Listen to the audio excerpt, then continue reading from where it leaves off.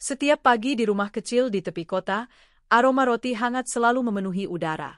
Rafa, anak laki-laki berumur 10 tahun, sering terbangun karena wangi mentega dan roti panggang yang dibuat ibunya. Rafa, bangun, nak. Rotinya sudah siap, suara lembut itu selalu terdengar dari dapur. Rafa akan duduk di meja makan, menguap lebar, lalu menatap piringnya. Roti hangat, olesan selai pisang, dan segelas air putih. Roti lagi, gumamnya pelan. Ia makan, tapi tanpa semangat. Di sekolah, ia melihat teman-temannya membawa bekal berbeda. Ada yang roti isi coklat, ada yang sosis, bahkan ada yang makan sandwich besar dengan keju tebal. Wah, enak banget, seru Rafa dalam hati. Ia mulai membandingkan. Sore harinya, Rafa berkata pada ibunya, "Bu, kenapa sarapan kita selalu roti yang sama? Aku pengen kayak Dimas, roti coklat keju." Ibunya berhenti mengkisai piring. Senyumnya lembut tapi matanya sedikit sedih. "Ibu hanya ingin kamu makan yang sehat, nak. Roti buatan ibu itu dari bahan terbaik yang ibu punya." Rafa mendengus, "Tapi bosan, Bu. Setiap hari roti itu saja." Malamnya, saat Rafa sudah tidur, ibunya duduk di dapur kecil, menyiapkan adonan untuk esok pagi. Tangannya lelah, tapi wajahnya tenang. "Semoga anakku selalu kenyang, ya Allah," bisiknya. Keesokan paginya, seperti biasa, aroma roti memenuhi rumah. Tapi Rafa memakan sarapannya dengan wajah murung. Ia tak tahu, ibunya sudah bangun sejak subuh, mengaduk adonan dengan tangan yang mulai keriput. Saat di sekolah, Dimas berkata, "Rafa, kamu gak bosen ya sarapan roti biasa terus?" Rafa tertawa kecil, "Bosen banget. Ibuku cuma bisa bikin roti itu." Semua teman di meja ikut tertawa. Tapi tawa itu membuat hati Rafa terasa aneh, seperti menusuk pelan. Ketika ia pulang, ibunya menyambut dengan senyum. "Kopek, nok." Rafa hanya mengangguk. Di meja, sudah ada roti hangat lagi. Ia makan tanpa bicara. Ibunya hanya memandang dengan tatapan sabar. Malamnya, Rafa mendengar suara batuk dari kamar ibunya. Ia mengintip. Ibu sedang memegangi dadanya, napasnya berat. Tapi tetap saja ia menyiapkan bahan untuk besok pagi. Rafa terdiam lama di depan pintu. Ia belum mengerti, tapi ada sesuatu dalam dirinya yang bergetar. Ia tidak tahu bahwa setiap roti yang dimakannya selama ini bukan sekadar adonan tepung, tapi hasil dari cinta yang tak kenal lelah. Pagi berikutnya, rumah terasa sunyi. Tak ada aroma roti, tak ada suara panggilan dari dapur. Rafa bangun agak siang dan melihat kamar ibunya. Wanita itu terbaring lemah di ranjang. "Bu," panggilnya cemas. Ibunya membuka mata pelan.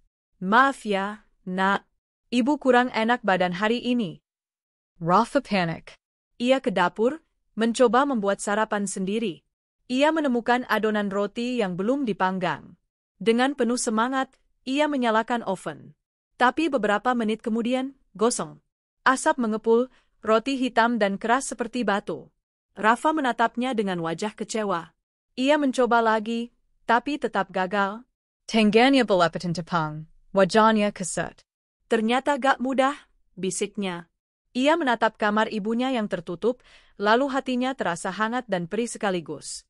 Siang harinya, ia duduk di sisi ibunya dan menggenggam tangan wanita itu. "Bu, maaf ya. Aku gak pernah bantu ibu." Ibunya tersenyum lemah. "Tak apa, nak. Ibu senang kamu mau mencoba." Rafa menunduk, air matanya menetes. Untuk pertama kalinya, ia benar-benar memahami arti sebuah roti hangat setiap pagi. Beberapa hari kemudian, keadaan ibu mulai membaik. Rafa memutuskan untuk membantu di dapur. Ia mempelajari cara mencampur tepung, menguleninya dengan sabar, dan menunggu adonan mengembang. "Begini ya, Bu," tanyanya. Ibunya tersenyum. "Iya, tapi jangan lupa, roti itu harus dibuat dengan hati yang sabar." Pagi itu, mereka memanggang roti bersama. Bau mentega kembali memenuhi rumah. Rafa menatap oven dengan penuh semangat. Ketika roti matang, warnanya kimasan dan wangi luar biasa. Ia menggigit satu potong kesel. Hangat, lembut, dan manis.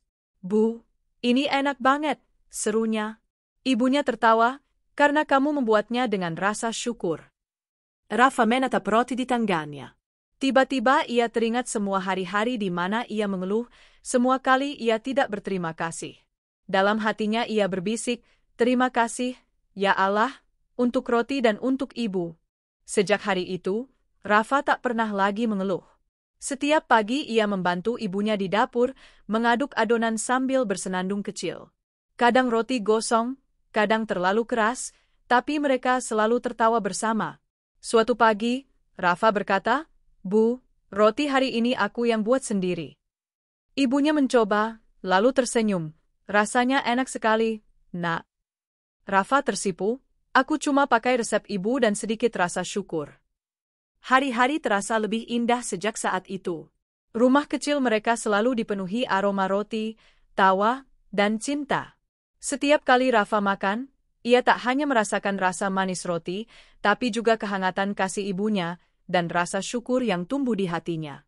Malam harinya, sebelum tidur, Rafa berdoa, "Ya Allah, terima kasih untuk ibu, untuk roti, dan untuk setiap pagi yang penuh berkah." Dan sejak itu, roti hangat ibu tak pernah terasa sama lagi, karena kini dibuat dari cinta, kesabaran, dan rasa syukur yang tulus.